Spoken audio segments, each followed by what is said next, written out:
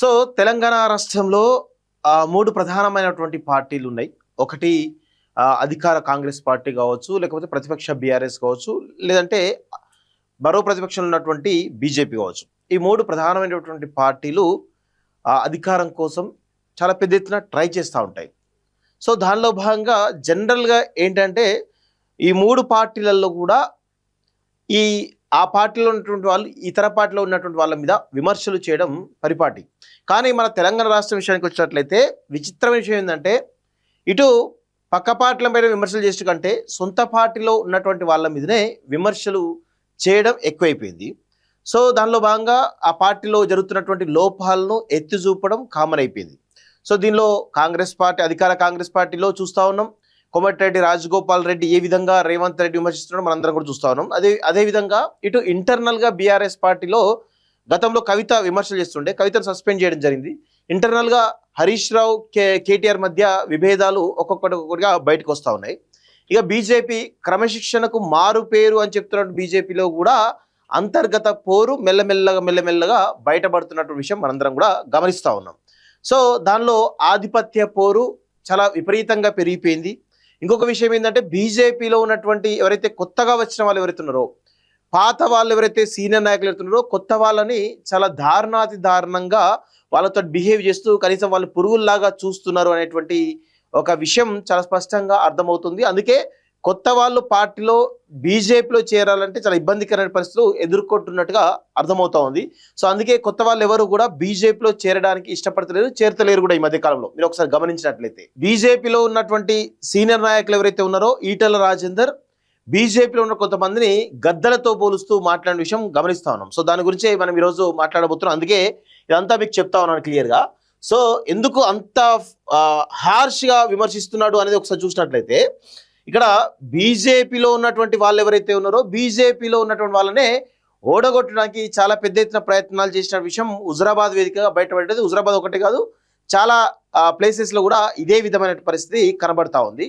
అదేవిధంగా జిల్లా అధ్యక్షులు ఎమ్మెల్యేకి వినకపోవడం కావచ్చు, జిల్లా అధ్యక్షులు ఎంపీలకి వినకపోవడం కావచ్చు. ఈరోజు మేమే సుప్రీమో అని చెప్పుకుంటూ ఈరోజు ఎమ్మెల్యేలను ఎంపీలను అవమానిస్తూ తమ యొక్క ప్రాబల్యాన్ని పెంచుకోవడానికి ఎమ్మెల్యేలు ఎవరైతే వాళ్ళ నియోజకవర్గాల్లో కూడా ఎమ్మెల్యే వ్యక్తులను కాకుండా వేరే వాళ్ళను ఈరోజు పోటీకి పెట్టే ప్రయత్నం చేశారు. ఒకవేళ ఎమ్మెల్యేకి సంబంధించిన వ్యక్తులు పోటీ చేస్తే వాళ్ళను ఓడగొట్టడానికి లక్షల రూపాయలు ఫండింగ్ చేసినట్టు విషయం కూడా హుజరాబాద్ వేదికగా బయటపడ్డది. ఇక రకరకాల ప్లేసెస్లో కూడా కనబడ్డది. సో దాన్ని బేస్ చేసుకొని మాట్లాడిన ఏదో తెలుగుగా మొత్తానికైతే నిన్న ఎవరు ఈటల రాజేందర్ చాలా సంచలనమైనటువంటి కామెంట్స్ చేయడం జరిగింది. దాని గురించి మనం ఒకసారి చూద్దాం. సో కమలంలో కాకులు గద్దల సెగ. సో ఎవరైతే అడ్డుకుంటున్నారో అంటే వాళ్ళకు కనీసం అంటే సర్పంచ్ స్థాయి గెలవనోళ్ళు కూడా ఈరోజు సర్పంచ్లుగా పోటీ చేసే వాళ్ళని ఓడించే ప్రయత్నం చేస్తున్నారు. అదేవిధంగా ఈరోజు ఎమ్మెల్యే కాన్స్టిట్యున్సీ ఆయన సొంత కాన్స్టిట్యున్సీ కాబట్టి వేరే వాళ్ళు ఏలు పెట్టేటువంటి ప్రయత్నం చేస్తున్నట్టుగా చాలా స్పష్టంగా కనబడతా ఉంది. పార్టీలో గ్రూపులు బువ్వ పెట్టమన్నటువంటి ఎంపీ ఈటల కొత్త నేతలను గద్దల్లా పొడవద్దని సూచన. రాజకీయాల్లో శాశ్వత మిత్రులు శాశ్వత శత్రువులు ఉండరని హితవు. ఉన్న శక్తే తక్కువ, ఇందులో గ్రూప్స్ అవసరమా? నేతలంతా పరిపక్వతో కలిసి పనిచేయాలని పిలుపు. రాజకీయాల్లో హీట్ పుట్టిస్తున్నటువంటి ఎంపీ ఈటల రాజేందర్ కామెంట్స్ అంటూ చూస్తా ఉన్నాం. సో చాలా స్పష్టంగా ఆయన తన యొక్క ఆవేదనను చాలా స్పష్టంగా బయటకు చెప్తూ పార్టీలో సెగలు పుట్టిస్తున్నట్టుగా చాలా స్పష్టంగా అర్థమవుతుంది. సో ఈటల రాజేందర్ చేసినట్టు కామెంట్స్ మామూలు విషయం కాదు, ఎందుకంటే మామూలు కామెంట్స్ కావు. ఎందుకు అంటే ఈరోజు రాష్ట్ర బీజేపీలో, తెలంగాణ రాష్ట్ర బీజేపీలో కొంతమంది వ్యక్తులు గద్దల్లా ఈరోజు కొత్త వాళ్ళని పీక్కు తింటున్నారు అనేక రకాలుగా. ఇక అది చెప్పడం అవసరం లేదు, అనేక రకాలుగా ఇబ్బందులు పెడుతున్నారని చెప్పి చాలా స్పష్టంగా ఈటల రాజేందర్ చెప్తున్న విషయం గమనిస్తూ ఉన్నాం.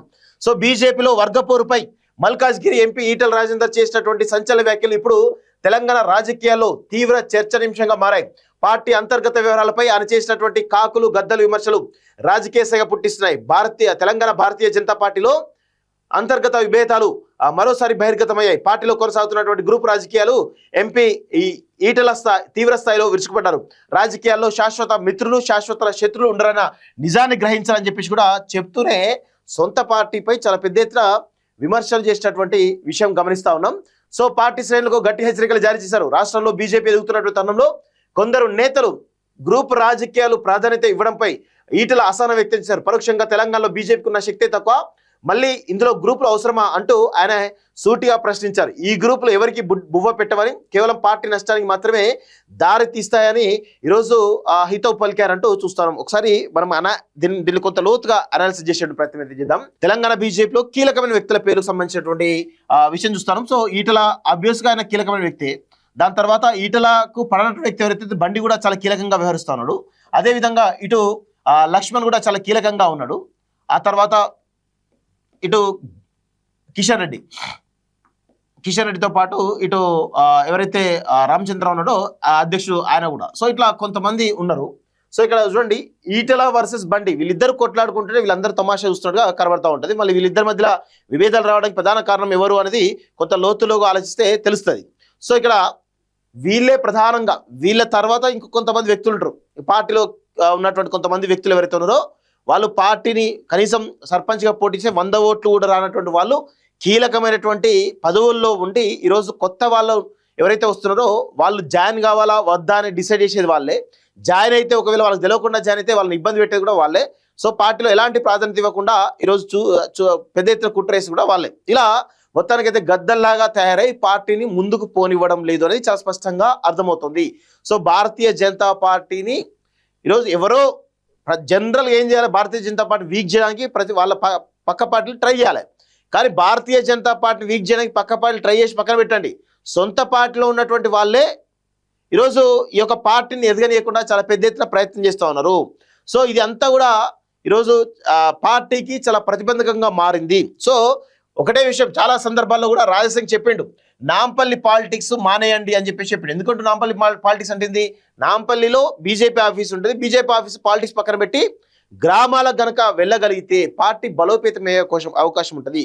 ఇక్కడ చాలా స్పష్టంగా గుర్తుపెట్టుకోవాల్సింది ఏంటంటే, ఎప్పుడైనా కానీ గ్రామ స్థాయి నుంచి పార్టీ బలోపేతం అయితేనే పార్టీ అధికారంలోకి రావడానికి అవకాశం ఉంటుంది. లేదు మేము హిందుత్వవాదులం కదా, హిందువులు అందరూ ఉంటారు కదా, ఆర్ఎస్ఎస్ శాఖలు పనిచేస్తాయి కదా అని భారతీయ జనతా పార్టీ ఈరోజు పెద్ద ఎత్తున గ్రౌండ్లో పనిచేయాల్సింది పోయి కేవలం తమకు ఎక్కడైతే హిందుత్వం బలంగా ఉందో అక్కడే పనిచేసే ప్రయత్నం చేస్తూ మిగతా గ్రామాలలో, మిగతా జిల్లాలలో అసలు ఎక్కడ రూరల్ ప్లేసెస్లో పనిచేయకుండా చాలా వాళ్ళు భారతీయ జనతా పార్టీ యొక్క ఎదుగుదలను అడ్డుకున్నట్టుగా చాలా స్పష్టంగా అర్థమవుతుంది. సో ఇది చాలా ప్రధానంగా కనబడతా ఉంది. సో ప్రజలు చాలా క్లియర్గా ఉన్నారు. ఆ గద్దలు ఎవరు అనే దానిలో చాలా ప్రజలకు ఒక క్లారిటీ అయితే కనబడతా ఉంది. మల్కాజ్గిరి ఎంపీ ఈటల రాజేందర్ చేసిన కాకులు గద్దలు వ్యాఖ్యలు పార్టీ వర్గాల్లో హాట్ టాపిక్ గా మారాయి. ఇంతకు ఆ కాకులు గద్దలు ఎవరా అన్న అంశంపై అటు పార్టీలో ఇటు రాజకీయ వర్గాల్లో చర్చ సాగుతున్నది. చిన్నపాటి విభేదాలతో విడిపోకుండా పరిపక్వతతో కలిసి పనిచేయాలని, వ్యక్తిగత ఎజెండాల కంటే పార్టీ ప్రయోజనాలు ముఖ్యమని స్పష్టం చేశారు. పార్టీలో చేరిన నాయకులను గౌరవించాలని, హక్కున చేర్చుకోవాలని చేసిన వ్యాఖ్యలు కొత్త నేతలపై వివక్షత ఇంకా కొనసాగుతున్నదనేది స్పష్టంగా కనిపిస్తున్నది. కొత్త వారిని కాకులు గద్దల్లా పొడుచుకు మానుకోవాలని, రాజకీయాల విశాల హృదయం, గొప్ప ఆలోచన ఉండాలని, పొడుచుకు తినే క్రూరత్వం ఉండకూడదని చేసిన వ్యాఖ్యలు రాజకీయంగా దుమారం రేపుతున్నాయి. రాజకీయాల్లో శాశ్వత మిత్రులు, శాశ్వత శత్రులు ఉండరని ఈటల చేసిన కామెంట్స్ చర్చనీయంగా మారాయి. ఈటల వ్యాఖ్యలు వర్గపోరు నిజం చేస్తున్నాయి అంటూ వాస్తవంగా ఆయన చెప్పిన వ్యాఖ్యలు నిజమే, అందులో కొత్తగా వర్గపోరు లేదనేది కాదు. గతంలో ఎప్పటి నుంచో కూడా వర్గపోరు ఉన్నది, అది ఈ మధ్యలో బయటపడతా ఉన్న విషయం గమనిస్తూ ఉన్నాం. ఈటల చేసిన వ్యాఖ్యలు ఇప్పుడు సోషల్ మీడియాలను, రాజకీయ వర్గాలను వైరల్ అవుతున్నాయి. కొంతకాలంగా తెలంగాణ బీజేపీలో పాత నేతలకు కొత్తగా చేరిన వారికి గ్యాప్ ఉందనే ప్రచారం జరుగుతున్నది. ఈ నేపథ్యంలో ఈటల రాజేందర్ చేసిన వ్యాఖ్యలు ఆ వర్గపోరు నిజం చేస్తున్నాయని విశ్లేషకులు భావిస్తున్నారు. ఇతర పార్టీల వారిని తీసుకొచ్చి గెలిపించుకున్నటువంటి చరిత్ర ఉందని ఈటల ప్రస్తావించారు.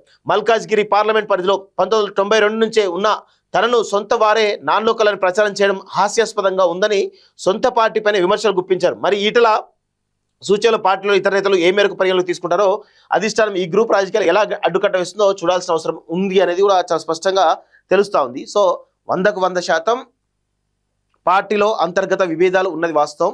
అంతర్గత విభేదాలతోటి ఈరోజు కొట్టుమిట్టాడుతున్న పార్టీ అనేది చాలా స్పష్టంగా అర్థమవుతుంది. అందుకే పార్టీ చాలా స్పష్టంగా 2024 ఏప్రిల్లో జరిగినటువంటి పార్లమెంట్ ఎన్నికల్లో గెలిచిన తర్వాత 8 ఎంపీ సీట్లు వచ్చిన తర్వాత భారతీయ జనతా పార్టీ అనూహ్యంగా తెలంగాణ రాష్ట్రంలో పుంజుకోవాలి.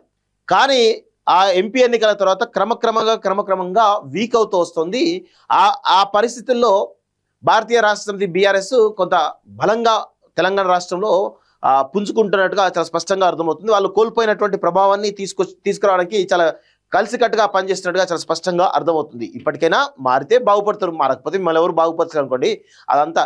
ఎందుకంటే ఈరోజు ఎంత దారుణంగా అంటే బీజేపీలో కొంతమంది ఇతర మతాలను కించపరచడమే లక్ష్యంగా పెట్టుకున్నారు తప్ప ప్రజల సంక్షేమం కోసం పనిచేస్తున్నది అవాస్తవంగా కనబడతా ఉంది. సో ఇప్పుడు ఏంటంటే ముస్లింల మీద బురదలాలి, క్రిస్టియన్స్ మీద బురదల్లి తాము హిందూ పోలరైజేషన్ చేసుకొని తద్వారా అధికారంలోకి రావాలంటే ఒక ప్రయత్నం చేస్తున్నట్టుగా కనబడతా ఉంది తప్ప వేరే అసలు పార్టీని బలోపేతం చేద్దాం, పార్టీ క్యాడర్ స్ట్రెంథన్ చేద్దాం అనేటువంటి కనీసమైనటువంటి అవగాహన లేకుండా మాట్లాడుతున్నట్టుగా చాలా స్పష్టంగా అర్థమవుతుంది.